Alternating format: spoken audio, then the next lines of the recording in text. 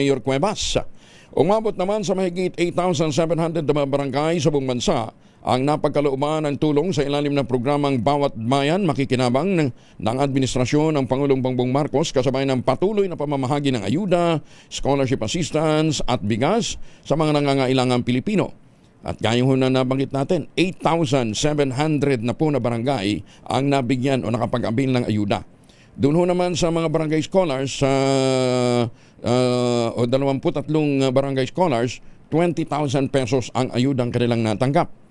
Doon naman sa bigas na ipinamamahagi, mabigat na rin ho kahit paano. Malaki ng tulong yung tig sa 10 kilong bigas na naipamahagi sa 8,700 barangays. Ang bawat bayan din ay makikinabang at tuloy-tuloy ayon sa Pangulo. Pinatitiyak din ng Malacanang tuloy-tuloy ang ayuda sa mga mangingisda at mga tsuper. Sa gitna ng mataas ng presyo ng langis, kabilang dito ang fuel subsidy para mapanatili ang kanilang kabuhayan at kita. Dito po sa Zamboanga Peninsula, nakatanggap na ng fuel aid ang mga fisher folk. At ang Department of Agriculture naman humirit pa ng 1 bilyong pisong pondo para sa subsidy para patuloy silang makapagbigay ng 50 pesos na halaga ng bigas. 20.79 billion pesos naman ang inilaan o ilalaan sa Kalinga Law na suportado ng palasyo. Ang 10 pesos fuel subsidy para sa mga PUB drivers ay nagpapatuloy hanggang may krisis. Maganda umaga, Pilipinas! Uy, parang nga pala doon sa mga kababayan natin babalik ng Pilipinas, ha? Kung magpapasalubong kayo ng imported na tsokolate, wag na po. Meron tayo ditong locally made but looks and taste global. Dahil tinulungan ko po ito ng DTI at ng DOST. Yan po ang Tangerine Chocolate. Ay brand ng mga magnaniyog ng mga magsasaka dyan po sa lalawigan ng Quezon. Sa tulong po ni Dr. Helen Tan, yung po mga planting material ng kakao galing Davao, hinakot po yan para maitanim sa ilalim po ng mga nyugan, mga puno, basta mga open area dyan po sa lalawigan ng Quezon. Kaya ngayon ay nagpo-produce na ho sila ng dekalidad na cacao beans pinoprocess para maging Tangerine Chocolate. Available sa 0919-095-5935. Ang Tangerine Chocolate ay may mahigit 10 variants din po ng mga raw material galing din po sa ani ng ating mga magsasaka. I-check po ninyo sa tangerinechocolate.ph. Sabi nga po ni Dr. Helen Tan, sino bang magmamalasakit sa Pilipino kundi ang kapwa Pilipino? Kaya sa bawat tangkilik natin ng Tangerine Chocolate, pinalalakas natin ang loob ng ating mga magsasaka, pinalalakas natin ang ating lokal na ekonomiya. Tangerine Chocolate 100% gawang lokal, but taste and looks global. Tinulungan ito ng DTI at ng DOST. Tangerine Chocolate 100% gawang Pinoy. Maganda umaga, Pilipinas! OCM naglabas na ng memorandum circular na para sa formal na turnover ng lahat ng mga dokumento ngayong umaga. May exciting development din tayo dyan po sa BARM. Ang detalye na balita mula kay RH19, June Di Makutak. Assalamualaikum, Brother June. Salam, Brother Angel. Naging mapayapa sa kabuuan ang buong araw ng Lunes sa Bangsamoro Government Center o BGC sa Cotabato City, kung saan sumugod ang daan-daang katao na naglunsad ng peace rally sa labas na bahagi ng BGC, may kaugnayan sa tensyon sa pagitan ng OCM at ng MBHTE ng BARM. Magugunitang nagdulot ng pagkabahala sa lahat ng tumanggi itong si Minister Iqbal na bumitiw sa tungkulin kaugnay sa kautusan ng OCM, may kaugnayan sa naging findings ng COA sa serye ng questionableng cash withdrawal ng MBHTE. Sa panibagong Memorandum Circular No. 083 mula sa Office of the Chief Minister, nakasaad dito, since nagtapos na umano ng May 18, 2026, kahapon, ang termino ni Minister Iqbal bilang head ng MBHTE, inaatasan nito para sa formal na turnover ng lahat ng opisyal na mga papeles ng naturang tanggapan ngayong 8:30 ng umaga na itinatakdang gaganapin sa Bajau Conference Hall ng OCM. Sa naturang turnover, ipinasusumite ng naturang memorandum circular ang lahat-lahat ng dokumento ng MBHTE.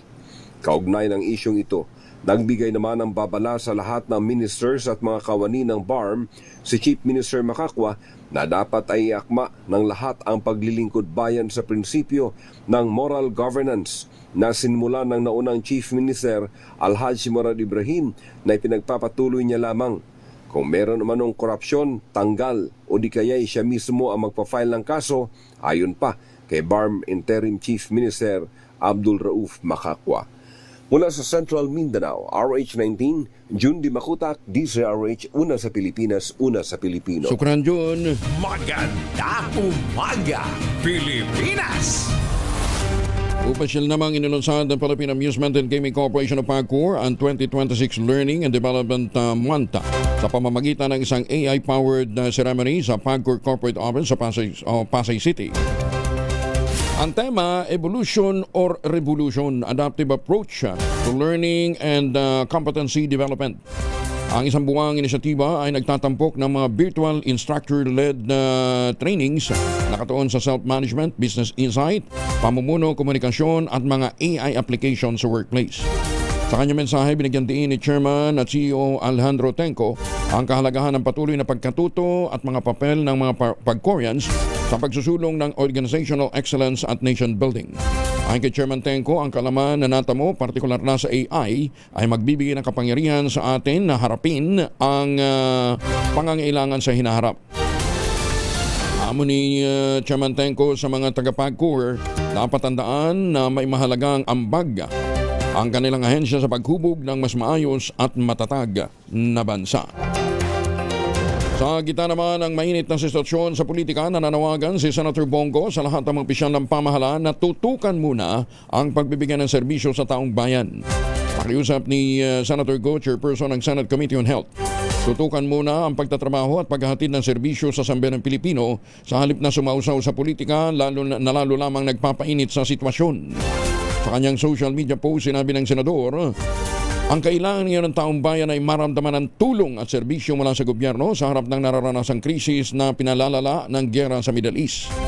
Sa gitna ng mainit na politika, pinagpatuloy naman ng Senador ang pagtulong.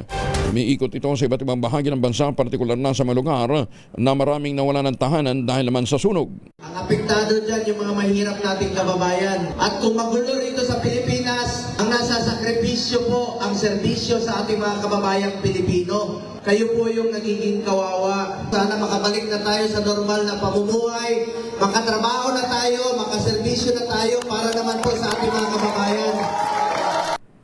Naimbag na bigat ka na kayo amin sa mga suki natin dyan sa norte, lalong-lalo na sa Abulog, Cagayan. Handa naman ang House Prosecutors na maglatag ng mga ebidensya sa impeachment trial laban kay Vice President Sara Duterte. Ayon kay Bicol Saro Party List Representative Terry Redon, nakahandang prosekusyon ay harap sa mata sa kapulungan ng ebidensya sa mga susunod na araw para patunayan ang mga reklamong inihain laban sa Vice Presidente. Git ni Redon, nangako ang 11-member prosecution team na susunod sila sa anumang direktiba mula sa Senado na tatayong impeachment court.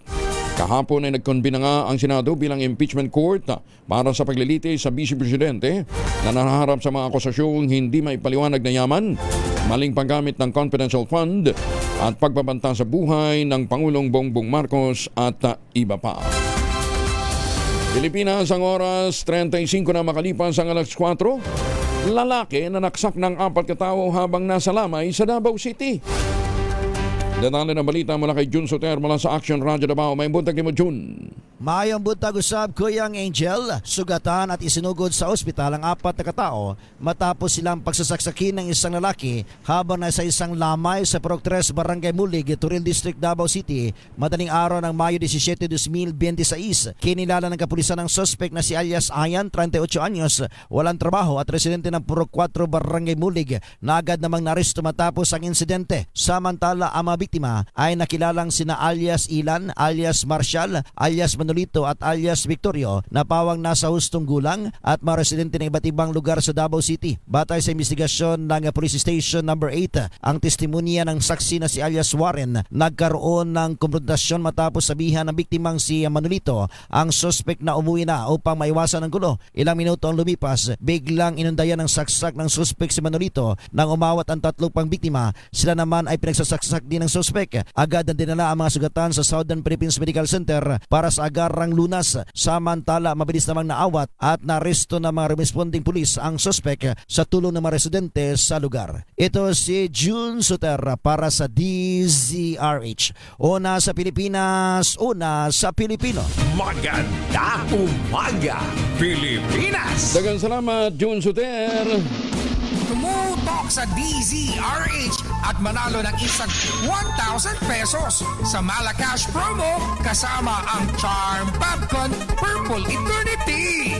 Napakadali lang manalo, itodo ang volume ng inyong mga cellphone, radyo at TV dahil kapag nahuli namin kayo nakatutok sa DZRH, instant meron kang 1,000 pesos. Hindi lang yan, dahil kapag nasagot mo pa ang aming word of the day, ay mapapasayo rin ang DZRH medium component.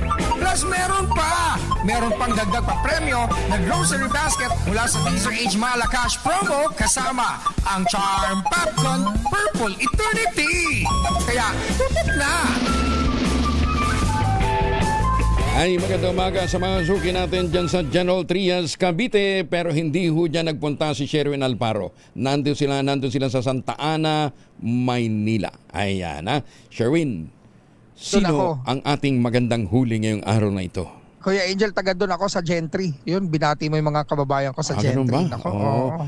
excited yung mga yun. Malapit ba yan sa Gen 4? Kasunod ng Gen 3, Gen 4, tapos Gen 5, tapos Gen 6. Tapos ang mga kasunod yan. mga tao doon, tawag sa kanila Gen Z. Gen Z, tama. Galing mo talaga. Ang aga-aga, ang tali-talino. Pero, eto, mas matalino. Biro mo, dala-dala ni nanay yung kanyang radyo kapag namimili siya ng agahan. Ayun yung kanyang radyo. Ha? Talaga? Eto, bumibili ng agahan dito sa may Delpan na, naku, napakasak. Meron pang, eto yung paborito mo, yung tuyong sapsap. Eto, ayan, sarap, napakasarap niyan. Tama-tama. Sasaw mo sa suka. May lugaw pa naman dito na walang itlog. Nako. Nagtipid si Malo. Nagtipid si pwede pang Malo. ulam. Oo, yung lugaw na pinadala dito sa atin, walang itlog. Buti pa Ay, dyan, may nako. itlog. Maraming itlog dito. May scrambled. Merong sunny side up. Magaling, Merong nilaga. Ano naman, pwede pa. anong binibili ni nanay? Ano binibili mo, nanay? Pag-agahan. Prito isda, sinangag. Isda at sinangag. Yun ang nakagawian mong agahan. Magandang umaga po. Pangalan niyo po? Evelyn Solis. Ma'am Edeline. Edeline. Oo. Apo, Edeline. Hindi na kayo nagluluto, bumibili na lang ng agahan. Hindi na po. Bakit naman? Ayun Kaya naman. pagluto, malanggas. Mahalanggas. Yes. Oo. Ba't naman bit-bit-bit mo yung radyo nyo, Ma'am Edeline, habang kayo namimili ng pangagahan? Sandali lang naman eh. Sandali Saka lang. magaan lang po yung radyo ko. Yan po ba yung binigay sa inyo ni MacArthur nung dumating siya sa Pilipinas? Hindi naman po. Hindi naman. Hindi naman. Yan. Oo. Lumang-luma na yun. Luma na yun. Oo. Kailan nyo ba nabili yung radyo nyo? Ay, noong December po. December lang. Battery operated. Alam mo ninyo, parang ano yan, parang bibihira na nagbabasa ng libro. Ay, Bibihira na rin na may radyo. Ba't ho kayo nag-iingat ho talaga ng radyo? Ay, para marinig lahat ang balita. Para marinig ang balita. Kailan pa kayo nakikinig sa DCRH? Ay, matagal na po. Matagal na, oo. Since si inamatay. Si Jotaro, panahon ni Manong Jotaro, Jo. yes. Ayan, oo. Favorite ko siya. Inabutan nyo pa yung si Matar. Ay, yes. Oo, Sa drama. Yung drama. Oo, opo. Tsaka yung Gabi ng Lagim. Gabi naman yun. Oo, hindi nyo na inabutan. Kaya, Paminsan-minsan po. kaya hindi nyo masyado napapakinggan si Sherwin. Siya yung bida sa Gabi ng Lagim eh. Si Ek-Ek? Sige. Boses lang naman yun. Boses lang. Opo. Sige po, Mang Edeline. Anong probinsya ho ninyo, ma'am? Ay, Tagalog po ako. Tagalog. O saan ho sa Tagalog? Dito lang sa Manila. Manila. Ayan. Siya, Opo. sige. May apo na. Si Ma'am Edeline. Nako. May apo na raw ba? Ay, opo, marami na po. Marami na.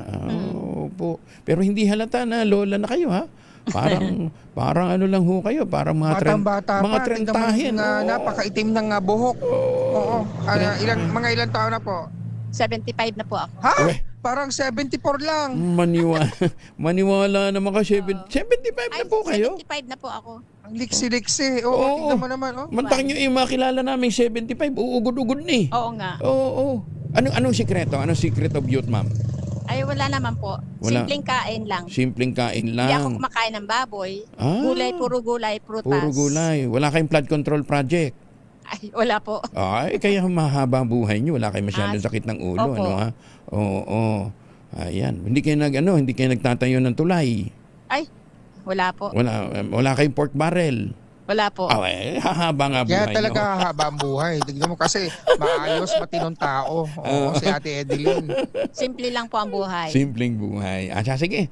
Oo. Pero ngayon, hindi ho magiging simple dahil si Sherwin, iba yan eh. Talagang Naku, bongging Mami shoes. Edeline. Kailangan masagot itong tanong na to. Sino pong paborito yung announcer sa DZRH tuwing umaga? Si Palmones. Ayan. Angelo Palmones. Ayun, naghang lang. Oo. Dahil paborito mo, si Kuya Angel Palmones, ito meron kang 1,000 pieces. Salamat po. Ayan. Maraming salamat sa DCRH. Ayan. Nako, at hindi lang yan. Kailangan masagot nyo rin yung ating word of the day para makuha nyo yung ating medium component. Okay. Efficacy po. Efficacy. Ay, talaga naman nakatutok. Efficacy ang sagot. Congratulations. Meron kang medium component natin sa atin ng Astron, ang official radio set partner na DZRH. Alagang Astron, alagang maasahan. At syempre, meron ka rin tatanggaping grocery mula yan sa ACS at sa DZRH. At syempre, kasama na rin natin ang pinakabago, ang pinakamabango, ang kabloom sa bango, ang Charm Popcorn Purple Eternity. Yan ang magagamit nyo sa inyong damit. At syempre, hindi lang yan, lalaban at syempre gagamitan ng Charm Popcorn, ang pinakabago disenyo na DZRH t-shirt na minamodela ng kapitbahay nyo may pinakamalalim na dimple. Salamat po sa DCRH. Walang anuman ay. Maraming salamat. Oo. Mabuti pa si nanay. Walang kagatla-gatla. 75 years old na. Wala Oo. kagat-lagat-la, pero tingin mo kagat-labi. Pero totoo lang. Tingnan mo, wala siyang Yes. Nay, wala kayong ang tawag nga dyan. Wrinkles. Hindi. Hindi, yung dito sa noo. Ha? Wala kayong gatla sa ano. Ano gatla yung parang intermediate pad ng mga grade 1? Ano yan? Sabi Intermediate mo nga pad, yung linya sa noo. Hindi, may binibigay siya Ano yan? Sunblock. Nagsasunblock si nanay. Nagsasunblock pala, kaya Ayun, walang walang wrinkles si nanay. Nay, wala kayong wrinkles. Wala po. Kaya hindi halata na kayo 75 na ha. 75 na po. Oo. Gusto mo ba lagyan natin ng wrinkle si nanay? Hindi, Nay, nagpapabotox ka na yun. Parang si Sherwin. Ay, di po. Wala nga pong pera eh. Wala. Magpaturo kay Sherwin kung paano siya nagpapabotox ng libre. Sige po. Ayan. Punta kayo sa health center ng barangay. Meron po doon Botox tuwing Miyerkules alas 4 ng hapon. Talaga? Sige po. Pupuntahan ko po. Wala, kayo naman naniniwala kayo masyado. Akala ko Sherwin. Akala ko totoo na meron eh. Wala pa. Hindi pa kasama sa mga services ng barangay health center. Ayan mo, i-advocate natin yan na magbigay ng libre mga injection ng Botox sa mga barangay health Oo. center. Kasi talampakan ko, ang daming wrinkles eh. Ayan, tumawa na si nanay. Nay, sige, ingat po kayo, Nay, ha. Opo. Maraming Opo. salamat po sa DSRH. Ayan, opo. Sa inyong Tutok Mr. lang po, Nay. Palmones. Sige po, Salamat tutok po. lang, Nay. Ayan, thank you. Maraming salamat syempre. At syempre, sa mga nais manalo ng 1,000 pieces, laging makinig at tumutok sa DZRH. Baka kasasunod ng winner sa DZRH Malacash promo kasama ang Charm Popcorn Purple Eternity. Kaya naman aris number 6, Sherwin Bat Alfaro DZRH, una sa Pilipinas, una sa Pilipino. Tutok lang, tutok na sa DZRH Radio, DZRH Facebook, DZRH YouTube, at DZRH TV. Baka ikaw na ang susunod na winner sa DZRH Malacash promo. Sabi nga nila early bird catches the worm. Ayan, ha? Kaya maagang gumising, may maagang biyaya. Maganda umaga, Pilipinas! Pilipinas, ang oras, 46 na makalipas sa alas 4, patay ang 3 katao, kabilang ang mag-live-in partner habang nakaligtas ang anak na minor de edad sa bangkaan ng 2 motorsiklo sa Bulinaw, Pangasinan. Detalye na balita mula kay Freddy Fajardo, Aris 38. Masantosyo Kabasan at Chikamin sa ating mga kababayan dyan sa Pangasinan, Freddy. Masanto siya kabosan Kuyang Angel. Nasawi ang dalawang motorcycle rider at angkas na babae sa naganap na aksidente pasado alas 10 ng gabi sa barangay Sampaloc, Bolinao. Ayon sa paunang report ni Bolinao Chief of Police Lieutenant Colonel Wilmer Pagaduan, magkasalubong ang dalawang motorsiklo na binabaybay ang kahabaan ng provincial highway sa nasabing barangay nang pagdating sa palikong bahagi ng daan. Umano'y na lose control sa manobela ang isa sa mga driver ng motor at pumasok ito sa linya ng kasalubong na naging dahilan ng head-on collision. Sa lakas ng impact ay tumilapon ang mga biktima na nagtamo ng sugat sa iba't ibang bahagi ng kanilang katawan na agad namang naisugod sa malapit na Bolinao Community Hospital, subalit ay diniklarang dead on arrival ang dalawang driver maging angkas na babae na live-in partner ng isa sa mga rider, habang nakaligtas naman ang minor de edad nilang anak na patuloy pang nilalapatan ng lunas sa paggamutan. Mula sa Action Radio Pangasinan, ito si Freddy Fajardo, Aris30, tag-uulat para sa DZRH Una sa Pilipinas. Una sa Pilipinas. Maraming salamat, Freddy. Good morning, Governor Momnon Guico dyan po sa Pangasinan. 228 million pesos na laga ng marijuana winansak naman ng mga otoridad sa Tinglayan, Kalinga. Detalye ng balita mula kay Romy Gonzalez, RH41. Naimbag na bigat, Romy. Naitala ng Cordillera PNP ang pinakamalaking accomplishment sa kanilang pinag-ibang kampanya laban sa illegal na droga. Ito'y matapos madiskubre at masira ang tanim na marijuana na nagkakalaga ng abot sa 228 milyong piso sa lalawigan ng Kalinga sa loob ng 2 araw na operasyon. Batay sa report ng Regional Operations Division ng Police Regional Office Cordillera Administrative Region, na diskubre ng mga operating troops ang 10 plantasyon na may sukat na 10.5 hektarya na tinamnan ng 1,240,000 fully grown marijuana plants sa Mount Cumanchil, Barangay Lukong, Tinglayan. Itinuturing ito na isa sa major heartlands o pangunahing lugar na pinagtatamnan ng marijuana sa Kalinga. Ang operasyon ay nasa ilalim ng Oplan Revisit Everest na pinangunahan ng pamunaan ng Police Regional Office Cordillera at katuwang ang iba pang police unit sa Cordillera. Pagkatapos ng documentation, lahat ng nadiskobring tanim na marijuana ay winasak sa mismong lugar ng operasyon, samantalang patuloy ang masusing investigasyon para matukoy ang mga responsable sa iligal na pagtatanim ng marijuana. At bilang simbolo ng pagbawi sa lugar mula sa illegal na aktibidad, nagsagawa ang mga operating troops ng flag raising ceremony at tree planting sa lugar kung saan sinira ang mga tanim na marijuana. Bahagi ito ng commitment ng gobyerno, hindi lang sa law enforcement kundi sa pagpreserba ng kalikasan at likas na pagpapaunlad ng komunidad. Ito si RH41 Romy Gonzalez para sa DZRH, una sa Pilipinas, una sa Pilipino. Maraming salamat, Romy. Just like Gina. Ay magandang umaga sa mga suki natin dyan po sa Tagum City. Good morning, Andy, dyan sa Las Vegas, Nevada. Ma'am Evan Lang. Happy viewing. At magandang umaga din po sa mga suki natin dyan po sa Calamba, Laguna. At sa mga taga Kidapawan City, good morning. Pasok sa lahat ng korte sa Lubuagan, Kalinga, suspendido ngayong araw dahil naman sa schedule ng power interruption. Abay, bakit? Alamin natin mula kay RH9, Tina Nolasco. Tina, good morning.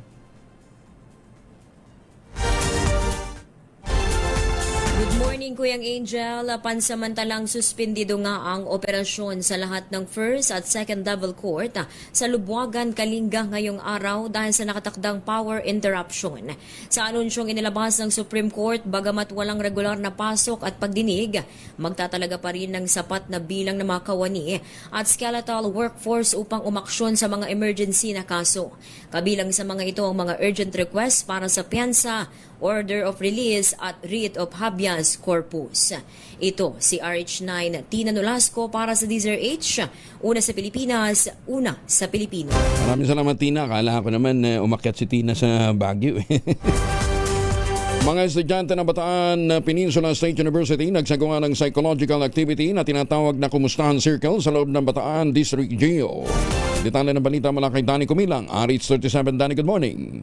Nagsagawa ng psychosocial activity na tinatawag ito na Kamustahan Circle ang mga mag-aaral ng College of Social and Behavioral Science ng Bataan Peninsula State University sa loob ng Bataan District Jail Male Dormitory. Nakiisa sa aktibidad ang 48 person deprived of liberty PDL, 5 jail personnel at 8 estudyante ng criminology. Layunin ng programa na magbigay ng mapayapa, ligtas na espasyo para sa pagbabahagi ng kanilang saloobin, nararamdaman bilang PDL at pagpapalakas ng emosyonal at mental na kalagayan ng mga bilanggo.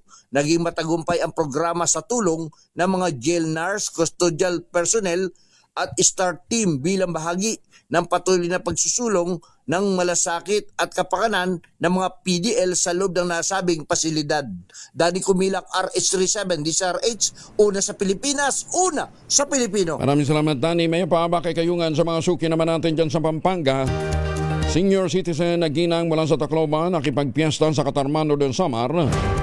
Nako, kalaunan natagpo ang patay po palutang-lutang sa ilog. Ano kayang nangyari? Alamin natin muna kay Jane Galit Bantayan, RH34. Jane, good morning. Nakatagpuan na wala ng buhay ang isang senior citizen na ginang sa ilog ng Sitio Baga, ang Barangay Galutan, Katarman, Northern Samar. Ang biktima ayon sa report ng PNP ay kinilala sa kanyang alias na si Selena, 60 anyos at napag-alaman na ito residente ng GMA Pabahay, Block 17, Barangay Santo Niño, Tacloban City. Ayon kay Katarman Chief of Police Aldin Duga, namiesta lamang ang biktima mula ito sa Tacloban kasama ang kanyang mister sa pamangkin nito sa nasabing barangay ng Galutan noong May 15.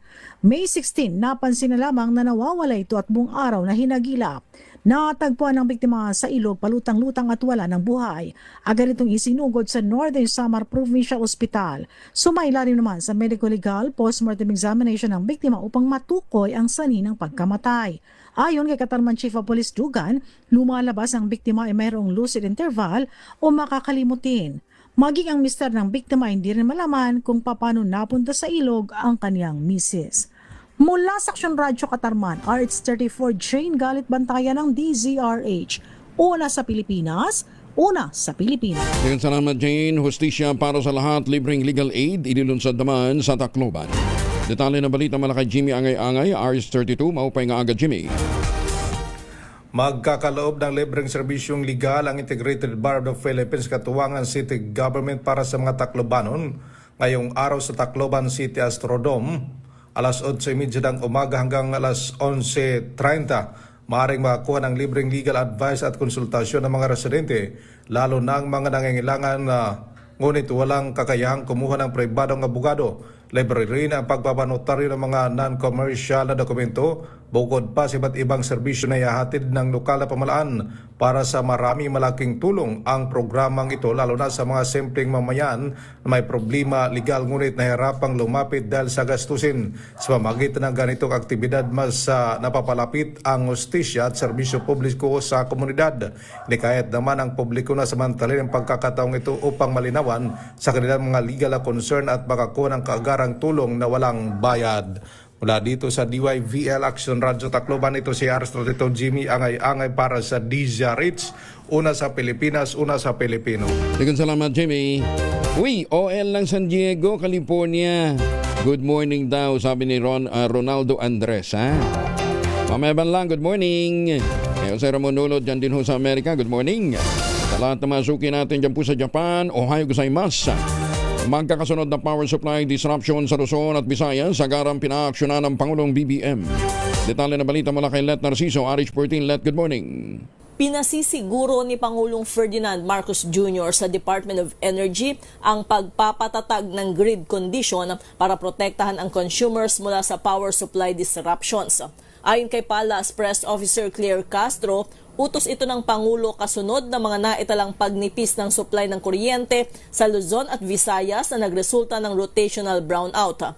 Ayon kay Castro, inatasan na ng DOE ang NGCP para sa agarang pagkukumpuni ng mga nasirang transmission lines maging ang mahigpit na pakikipagtulungan sa generating companies. Pinagsusumite rin anya ang NGCP ng full technical at incident report para masiguro ang accountability kaugnay ng naranasang power interruptions. Kasabay nito, pinatitiyak rin ang mabilis na pagbabalik operasyon ng mga nagkaproblemang planta ng kuryente. Ito si Let Narciso para sa DZRH. Una sa Pilipinas, una sa Pilipino. Maraming salamat, Let. Ay, magandang umaga din po kay Andy dyan sa Las Vegas. And speaking of California, congratulations dito po sa apo ng isa ho sa mga midnight singers natin, si Don Manny de la Peña.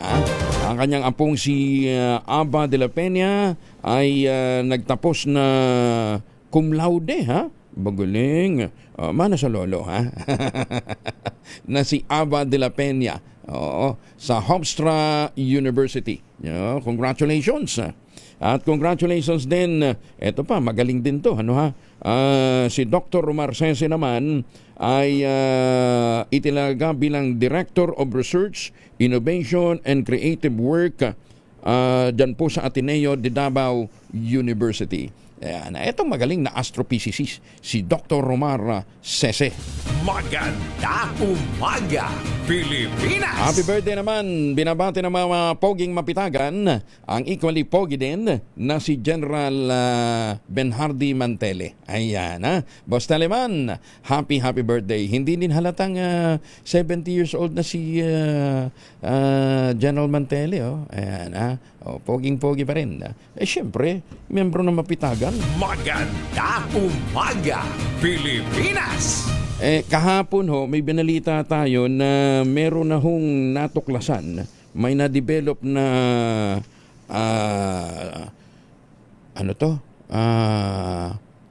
tuluyang pag-aalis ng human papilloma virus o HPV ang isang Mexican researcher na si Eva Ramon Gallegas. Alam naman natin ang HPV isa sa mga pangunahing sakit lalong-lalo na sa mga kababaihan, Kaya minabuti nating makasama ngayong umaga si Dr. Nina Gloriani, Professor ng College of Public Health, Manila. Doc, may buntag. Magandang umaga po, Doc Nina. Good morning po, magandang umaga sa Congressman Angelo. Opo, kumusta na ho kayo, Doc Nina? Naman. Masyadong mainit. Oo nga, mainit. Mainit na sa politika, mainit pang panahon. Ayan. Dito na lang tayo. Dito tayo sa mga development na katulad ho nito. Kumusta? Anong findings ho ninyo dito sa sinasabing treatment na totally will eradicate human papilloma virus? Ganito po, meron silang trinay na photodynamic therapy. Sabihin, meron parang laser na ginamit para matreat yung puwerta, yung ating cervix. Depende, meron silang tinest na meron ng tinatawag na HPV infection as determined or na nakita na by yung na genetic testing, O yung isang klase ng pasyente naman, HPV infection plus may precancerous lesion. Ngayon, nakita nila over I think 6 months na ginawa nila ito. Pero hindi naging malinaw kung gaano kalimit nila ginawa. Ay nawala yung namatay. Siguro yung mga virus, yung HPV, ito nawala. Pero ang maliit lang po sample size ito, wala pang 30 people. Although, nung tinitignan ko yung kanilang history, matagal na rin ginagamit itong therapy na to. Ngayon, iba-ibang klase ng pasyente, meron na talagang cancer, at ang talagang nawala ay yung ating virus, Pero hindi medyo naguluhan ako sa kanilang term na eradicate at eliminate, kasi meron pong recurrence. Merong ibang mga pasyente na bumalik. So, pero 6 months yung pinakamahaba na nakita kong sinasabi nila na ginamitan itong therapy na to. So, ayokong sabihin na... Hindi, pero at least magandang development, di ba? Magandang development that we're having a treatment. Dito ba sa Pilipinas? Sa Pilipinas, gaano ba katinding problema natin sa HPV? Ay, naku, hindi ko maano mong malaking ang number talaga, pero Pinaka-common. Meron po. Actually, ginamit na natin yung dating bakuna dyan. At meron pa yung bakuna na ginagamit ngayon. No? Kaya lang, ang mga tao ay hindi masyadong tinitake up yung pagbabakuna. Lalo Mahal sa mga Mahal eh. Mahal daw eh. Sabi nung nga nakausap natin, kaya yung iba hindi makapagpabakuna dahil mahal. Tapos hindi yata covered ng PhilHealth. Alam ko dapat meron eh. Dapat Pero, covered na, di ba? Oo, kasi mga bata talaga hindi mo masabi, no? Reproductive age group yung binibigyan yan eh. Oo. Ayun. So ito hindi pa ano siya, hindi pa 100%, hindi pa kumbaga sa ano, nasa development stage pa lang. Hindi pa po. Hindi na trial pa lang mabuti. Oo. Sana po. Pero maski yan, mahal din yung treatment na yun. Okay. Baka mas mabuti ang bakuna talaga. Mas maganda pa rin yung bakuna. Ayan, ha? Yes. Kaya para sa mga magulang, ang edad ng bata na mas efficient ito, ilang taon, Doc? Usually yung pre-adolescent or adolescent na. Yung bago maging reproductive age period. Apo, mga 9 years old, dapat pinatuturo ka na. At saka dapat talaga covered na ito 100% ng PhilHealth eh. Para mapamura. Akala ko covered eh. Baka siyempre, dahil nga kamahalan, hindi marami. Hindi kasi kung gusto natin ma-prevent yung HPV, di ba? HPV infection. HPV infection. Mas agahan natin yung treatment sa mga kabataan, di ba? Sana nga. Sige, alamin ko sa DOH kung gaano ba kalawak ang ang vaccination nila. Opo, yun nga. Okay. Samantalahin ko lang, nandyan din ho kayo eh. Ano bang dito kay Ebola? Anong sitwasyon natin sa Ebola? Parang bagong strain itong Ebola eh. Hindi yung mga dati na may bakuna. But of course, WHO tries its best na makontain ulit to. Kasi lang yan ulit-ulit, di ba? Yung minsan parang tatahimik, mawawala yung mga cases. Tapos dumadami ulit. And ang alam kong nabasa ko ay medyo bagong strain. Bagong strain. May bakuna. Kasi may bakuna, although hindi naman po available yung routinely. Doon yun dinagamit sa kanila. Okay. Doon lang po. Doon sa Congo. Dito naman yata sa atin, wala pa eh. Matindi din naman ang surveillance nyo. Okay. Wala pa. What about itong hantavirus na isa rin sa mga global health emergency concern ngayon?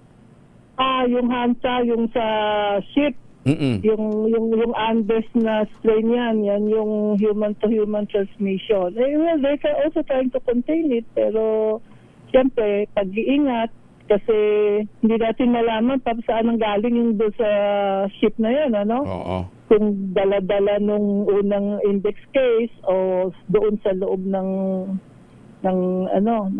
ship. Pero, wala din naman tayong doon. Walang gamot, walang bakuna. Pang-boost na lang talaga ng immune system. At saka immediate treatment. Yes. Sige. Thank you, Doc Nina. Sige po. Ingat po kayo. Good morning. Jogging na ho kayo, Doc Nina. Thank you po. Si Dr. Nina Gloriani ng College of Public Health ng UP Manila. Magandang umaga, Pilipinas! Kaya kinakailangan ho talaga palakasin ho natin sa tuwi-tuwi na ang ating immunity. Isa ho sa mga makatutulong ho dyan ay Ultabayo. Ang Ultabayo po ay postbiotic with Lactococcus lactis strain plasma. Duman po ito sa mahabang clinical trial. Hindi testimonial, hindi kwentong kutsero, kundi human clinical trial.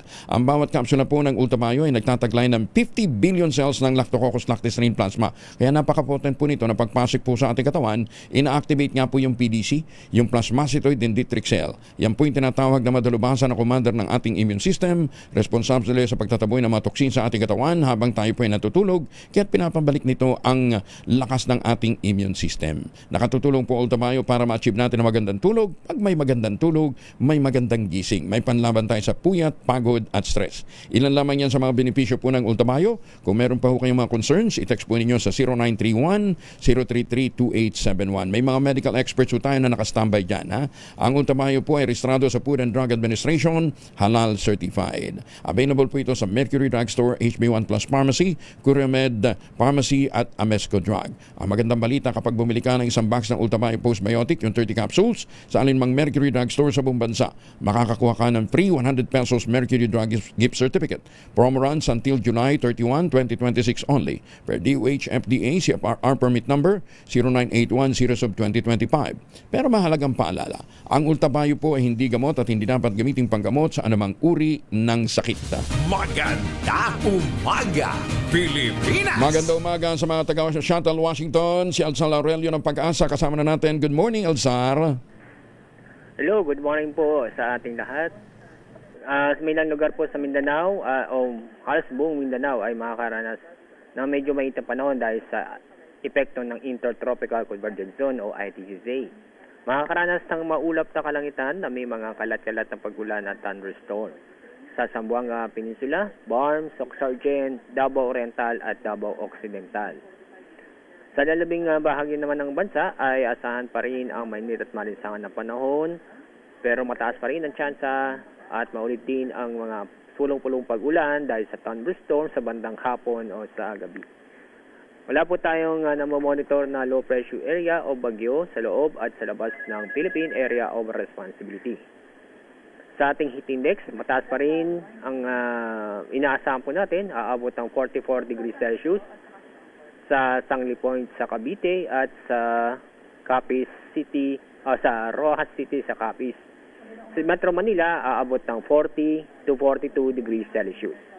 Yan po ang ating update mula sa Pag-asa. Ako po si Alzar D. Aurelio. Alzar, yung may paparating na cloud cluster, nakikita namin sa satellite feed. Ano yan?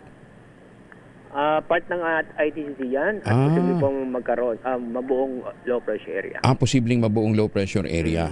Okay. But right now, wala. Wala po. Okay, sige. Thank you, Alzar. Maraming salamat. Maraming salamat po. Good morning. Good morning. Si Alzar Aurelio ng Pag-asa, Pilipinas. Ang oras, 8 minuto na makalipas ang alas 5 ng umaga.